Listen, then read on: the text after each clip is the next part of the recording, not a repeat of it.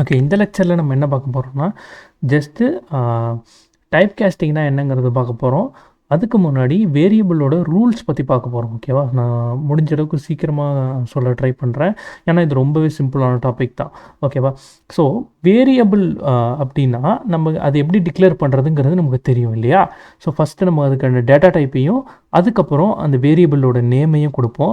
So இதில் variable நேமில் தான் நிறைய பேர் வந்து மிஸ்டேக் பண்ணுவீங்க.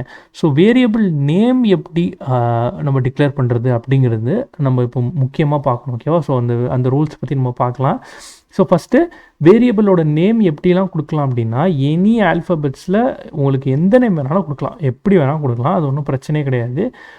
ஆனால் நீங்கள் உங்களுடைய வேரியபிளை எப்போதுமே நம்பரில் ஸ்டார்ட் பண்ணக்கூடாது. இந்த மாதிரி 8ன்னு போட்டிருக்கேன் இல்லையா, ஸோ இந்த மாதிரி ஸ்டார்ட் பண்ணக்கூடாது.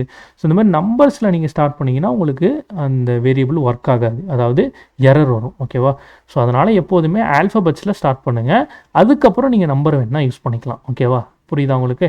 அதுக்கப்புறம் என்ன பண்ணலாம், ஒரு வேரியபிள் வேறு எந்த மாதிரிலாம் டிக்ளேர் பண்ணலாம் அப்படின்னா, அண்டர்ஸ்கோரில் ஸ்டார்ட் பண்ணலாம்.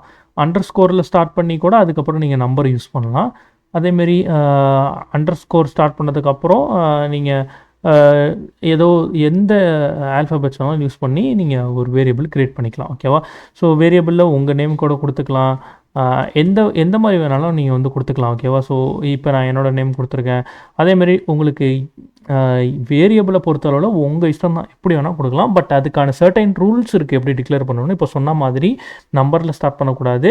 அதே மாதிரி உங்களுடைய வேரியபிளில் எப்போதுமே ஸ்பெஷல் கேரக்டர் யூஸ் பண்ணக்கூடாது. ஃபார் எக்ஸாம்பிள், இது ஒரு ஸ்பெஷல் கேரக்டர் யூஸ் பண்ணக்கூடாது. அதேமாரி இது ஒரு ஸ்பெஷல் கேரக்டர், இதுவும் யூஸ் பண்ணக்கூடாது. அதே மாதிரி இதுவும் ஒரு ஸ்பெஷல் கேரக்டர். ஓகேவா, ஸோ இதுவுமே நீங்கள் வந்து வேரியபிள் டிக்ளேர் பண்ணக்குள்ளே யூஸ் பண்ணக்கூடாது. இந்த மாதிரி இதையுமே நீங்கள் வந்து யூஸ் பண்ணக்கூடாது. ஸோ அதனால் நீங்கள் வேரியபிள் டிக்ளேர் பண்ணுறப்போ பார்த்து இந்த மாதிரி ரூல்ஸ் வந்து கொஞ்சம் ஃபாலோ பண்ணிக்கிங்க. அதேமாரி வேரியபிளில் சில கீவேர்ட்ஸ் வந்து சி ப்ரோக்ராம் வந்து ரிசர்வ் பண்ணியிருக்கும், அதையும் யூஸ் பண்ணக்கூடாது. ஃபார் எக்ஸாம்பிள், இஃப்ங்கிற ஒரு ஸ்டேட்மெண்ட்டே இருக்குது. ஸோ அதை போய்ட்டு நான் வேரியபிள் நேமாக கொடுத்தேன்னா எனக்கு எரர் வரும். ஓகேவா, அதேமாரி ஃபார் லூப்புக்கு ஃபார்னு ஒரு ஸ்டேட்மெண்ட் இருக்குது. அதேமாரி ஒயில்னு ஒரு கீவேர்டு இருக்குது. ஸோ இதெல்லாம் கீவேர்ட்லாம் ரிசர்வ் பண்ணப்பட்ட கீவேர்ட். ஸோ இதெல்லாம் சி ப்ரோக்ராம் ஆல்ரெடி வந்து யூஸ் பண்ணும். ஸோ அதை போய் நீங்கள் வேரியபிளாக டிக்ளேர் பண்ணக்கூடாது. ஸோ அந்த நேம் வந்து யூனிக்காக இருக்கும். ஓகேவா, ஸோ உங்கள் நேம் இருக்கலாம். ஸோ அந்த மாதிரி காமன் நேம்ஸ் வந்து நீங்கள் வந்து யூஸ் பண்ணிக்கலாம். அதேமாரி இன்னொரு முக்கியமான விஷயம் என்னென்னா, வேரியபிள் எப்போதுமே கேஸ் சென்சிட்டிவ். அதாவது இப்போ ஃபார் எக்ஸாம்பிள், இங்கே நான் வந்து ஏங்கிற வேரியபிள் வந்து டிக்ளேர் பண்ணியிருக்கேன். ஸோ இந்த ஏங்கிற வேரியபிளுக்கு நான் என்ன பண்ணுறேன் அப்படின்னா, ஒரு 45ங்கிற வேல்யூ கொடுக்குறேன். ஓகேவா, ஸோ இப்போ நான் எக்ஸிக்யூட் பண்ணுறேன். நான் அந்த ஏவை தான் பிரிண்ட் பண்ண ட்ரை பண்ணுறேன். ஸோ இப்போ எக்ஸிக்யூட் பண்ணக்குள்ளே எனக்கு என்ன வருதுன்னா, ஸோ இந்த ஏ வந்து அன்டிக்ளேர்டுன்னு வருது. ஏன் அப்படின்னா, இது கேபிட்டல் ஏ, இது ஸ்மால் ஏ. ஸோ அதனால் நீங்கள் கேஸும் வந்து சென்சிட்டிவ். சில பேர் என்ன பண்ணுவாங்கன்னா, இந்த மாதிரி ஏஜின்னு கொடுத்துருவாங்க. ஸோ அதே மாதிரி இங்கே ஏஜின்னு சொல்லிட்டு இப்போ ட்ரை பண்ணுவாங்க. ஸோ இப்போ பிரிண்ட் பண்ண ட்ரை பண்ணுவாங்க, சேம் எரர் தான் திரும்ப அடிக்கும். ஸோ அப்போனா என்னென்னா, கேஸ் சென்சிட்டிவ்ங்கிறத ரொம்ப கேர்ஃபுல்லாக ஃபாலோ பண்ணணும். ஸோ இது பிகினிங்கில் வர மிஸ்டேக் தான், இதனால் ஒன்றும் பிரச்சனை இல்லை. பட் இந்த மிஸ்டேக் இனிமேல் பண்ணாதீங்க. ஓகேவா, ஸோ என்னென்னா, எப்போதுமே நீங்கள் இங்கே என்ன யூஸ் பண்ணுறீங்களோ அதே தான் நீங்கள் திரும்ப இங்கே யூஸ் பண்ணணும். ஓகேவா, ஸோ ஓகே, இப்போ நான் இங்கே ஏஜின்னு சொல்லிட்டு நார்மலான ஸ்மால் லெட்டரில் போடுறேன். இப்போ நான் பிரிண்ட் பண்ணுறேன், எனக்கு என்ன வருதுன்னு பார்ப்போமா, 45ன்னு ப்ராப்பராக வருது.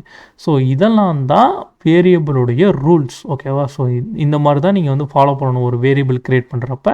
ஸோ அது மட்டும் கொஞ்சம் பார்த்து கரெக்டாக வந்து ஃபாலோ பண்ணிக்கங்க. ஓகேவா, ஸோ நெக்ஸ்ட் ஓகே, இப்போ டைப் கேஸ்டிங் எப்படி பண்ணுறதுன்னு பார்க்கலாம். ஓகேவா, ஸோ டைப் கேஸ்டிங்கிறது அது எப்படி பண்ணோம் அப்படின்னா, ஃபஸ்ட்டு டைப் கேஸ்டிங்னா என்னங்கிறத புரிஞ்சுக்கணும். ஓகேவா, டைப் கேஸ்டிங்னா ஒரு டேட்டா டைப்லேருந்து இன்னொரு டேட்டா டைப்பாக மாற்ற போகிறோம் டெம்பரரியாக. ஓகேவா, டெம்பரரியாக ஜஸ்ட்டு நம்ம சொல்லுவோம் கம்பைலர்கிட்ட, லைக் வந்து நீ இதை டெம்பரரியாக இந்த கேருங்கிற டேட்டா டைப்பை ஒரு ஃப்ளோட்டாக ட்ரீட் பண்ணு அப்படிங்கிற மாதிரி சொல்லுவோம். ஸோ அது எப்படிங்கிறத நம்ம பார்க்கலாம். ஓகேவா, ஸோ ஜஸ்ட்டு என்ன பண்ணுறேன் அப்படின்னா, இந்த ப்ரோக்ராம் நமக்கு தேவையில்லை.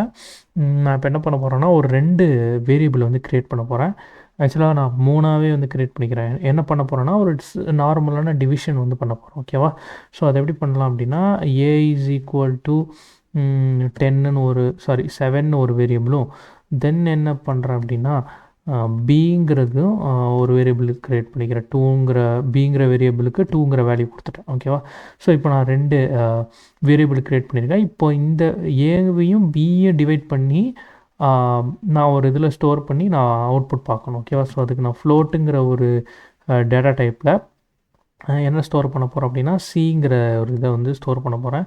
ஸோ அந்த சிங்கிற வேரியபிள் அதுக்குள்ளே என்ன ஸ்டோர் பண்ண போகிறோன்னா ஏ டிவைடட் பை பி. ஓகேவா? ஸோ இப்போ என்ன நடக்கும்னா எனக்கு 7ம் 2ம் டிவைட் ஆகி எனக்கு ஒரு அவுட்புட் வரும். ஸோ அது நான் என்ன பண்ணுறேன் அப்படின்னா ஃபார் எக்ஸாம்பிள் எஃப்னு இங்கே போட்டுக்கிறேன். ஏன்னா ஃப்ளோட்டை நான் பிரிண்ட் பண்ணணும். தென் வந்து இங்கே என்ன போடலாம் அப்படின்னா நமக்கு சி. ஓகேவா? ஸோ இதுதானே.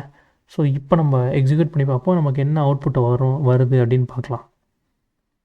ஸோ எனக்கு 3ன்னு வந்திருக்கு. ஏன் அப்படின்னா ஸோ இங்கே பாருங்கள், ஆக்சுவலாக ஏ டிவைடட் பை பி தானே பண்ணியிருக்கோம். So 7 divided by 2. For example இப்போ நம்ம நார்மல் டிவைட் பண்ணோன்னா 1:2 தென் இது பார்த்தோன்னாக்கா நமக்கு 3 2s are 6ன்னு வருது இல்லையா? So 3 2s are 6 but balance ஒன்று இருக்குது. நம்ம பாயிண்ட் வச்சு 3.5 நம்ம நார்மல் டிவிஷனில் 3.5 நமக்கு ஆன்சர் வரணும். பட் இங்கே 3 தான் வந்திருக்கு. ஏன் அப்படின்னா ஸோ இங்கே நம்ம நல்லா பார்க்கணும், ஏங்கிறது ஒரு கேருங்கிற ஒரு டேட்டா டைப். ஓகேவா? ஸோ 8 பிட்டில் க்ரியேட் பண்ணியிருக்கோம். ஸோ கேருங்கிற ஒரு இதுலேயோ அந்த மாதிரி க்ரியேட் பண்ணியிருக்கோம். ஸோ இதை ட்ராக் பண்ணிங்கனாலே உங்களுக்கு தெரியும் அது என்னன்னு சொல்லிட்டு அன்சைன்டு கேரில் க்ரியேட் பண்ணியிருக்கோம். ஸோ அப்போ கேருங்கிறதுக்கு பாயிண்டில் நம்மளாட்டி ஸ்டோர் பண்ண முடியாது இல்லையா? ஃப்ளோட்டில் தான் ஸ்டோர் பண்ண முடியும். நான் என்ன பண்ணியிருக்கேன்னா சி இஸ் ஈக்குவல் டு இதை ரெண்டுத்தையும் டிவைட் பண்ணி வர வேல்யூவை தான் ஃப்ளோட்டில் ஸ்டோர் பண்ணியிருக்கேன். ஓகேவா? அதனால் எனக்கு வெறும் 3 தான் வந்திருக்கு. பட் நான் இதை கம்பைலர்கிட்ட இந்த ஏவை எனக்கு வந்து இப்போ டெம்பரரியாக எனக்கு என்னென்னா ஃப்ளோட்டாக ட்ரீட் பண்ணு அப்படின்னு நான் சொன்னேன் அப்படின்னா எனக்கு என்ன வருதுன்னு பாருங்கள். ஸோ ஃப்ளோட்டுன்னு இந்த மாதிரி டைப் கேஸ்டிங் பண்ணிக்கிறேன். ஸோ இந்த மாதிரி டைப் கேஸ்டிங் பண்ணிவிட்டு இப்போ நான் அவுட்புட்டை பார்த்தேன் அப்படின்னா 3.5. ஸோ இது எப்படி அப்படின்னா ஸோ இனிஷியலாக நம்ம பண்ணுறப்ப என்ன இருந்ததுன்னா இந்த இடத்துல 7ங்கிறது ஒரு ஆக்சுவலாக கேராக வந்து ட்ரீட் ஆச்சு இல்லையா? ஸோ 1 2 2ன்னு சொல்லிட்டு 3 2s are 6ன்னு வந்தது. ஸோ 6 அப்படியே டேரெக்டாக 3ன்னு போட்டுருச்சு. பட் இன்னொரு ஒரு பாயிண்டில் அதை ட்ரீட் பண்ணல. ஸோ நான் ஃப்ளோட்டுன்னு சொல்லக்குள்ளே என்ன பண்ணியிருக்கேன்னா இந்த ஏவையும் லைக் டிவைட் பண்ணக்குள்ளே 3ன்னு வந்தாலுமே அதை பாயிண்ட்டாக கன்சிடர் பண்ணி, அதாவது 3 பாயிண்ட் அதுக்கப்புறமும் கால்குலேஷனில் பண்ணி நமக்கு 3.5ங்கிற ஒரு ப்ராப்பரான அவுட்புட் வந்திருக்கு இல்லையா? ஸோ இதுதான் வந்து டைப் கேஸ்டிங்கோட இது. ஓகேவா? ஸோ இப்போதைக்கு என்னென்னா ஆக்சுவலாக ஏங்கிறது ஒரு கேர் தான். பட் இந்த லைனில் நான் கம்பைலர்கிட்ட சொல்கிறேன் இப்போதைக்கு டெம்பரரியாக ஏவை வந்து ஃப்ளோட்டாக ட்ரீட் பண்ணு அப்படிங்கிறேன். ஸோ ஒரு டேட்டா டைப்பை நான் இங்கே வந்து டெம்பரரியாக இந்த மாதிரி டேட்டா டைப்பில் இந்த வேரியபிளை ட்ரீட் பண்ணுன்னு சொல்லிட்டு நான் அந்த வேரியபிளோட டேட்டா டைப்பை ஒரு டெம்பரரியாக மாற்றுறேன் கம்பைலர்கிட்ட சொல்லி. ஸோ இந்த மாதிரி ட்ரீட் பண்ணுன்னு சொல்கிறேன். அதனால் எனக்கு அவுட்புட் வந்து ப்ராப்பராக வருது. ஸோ இது சம் கேசஸில் நம்ம யூஸ் பண்ணுவோம். ஸோ லைக் வந்து டைப் கேஸ்டிங் பாயிண்டர் யூஸ் பண்ணி பண்ணுவோம். ஸோ அதெல்லாம் நம்ம ஃப்யூச்சர் வீடியோவில் பார்க்கலாம். இப்போலாம் நீங்கள் அதை ரொம்ப கன்ஃபியூஸ் பண்ண வேணாம். ஸோ பேசிக்கானது இதுதான். ஸோ இன்னொரு எக்ஸாம்பிள் பார்த்துடலாம். நான் ஏற்கனவே காப்பி பண்ணி வச்சுருக்கேன். ஸோ இந்த எக்ஸாம்பிள் என்னென்னா ஸோ இங்கே பாருங்கள், நான் ஃப்ளோட்டுன்னு சொல்லிட்டு ஒரு 3 வேரியபிள் க்ரியேட் பண்ணியிருக்கேன். ஸோ அதில் ஃபஸ்ட்டு வேரியபிளில் 3.3யும் செகண்ட் வேரியபிளில் 7.5யும் நான் வந்து கொடுத்துருக்கேன். ஸோ இந்த டைப் கேஸ்டிங்லாம் எடுத்துருவோம் ஆக்சுவலாக. ஸோ இது நமக்கு தேவையில்லை இனிஷியலாக.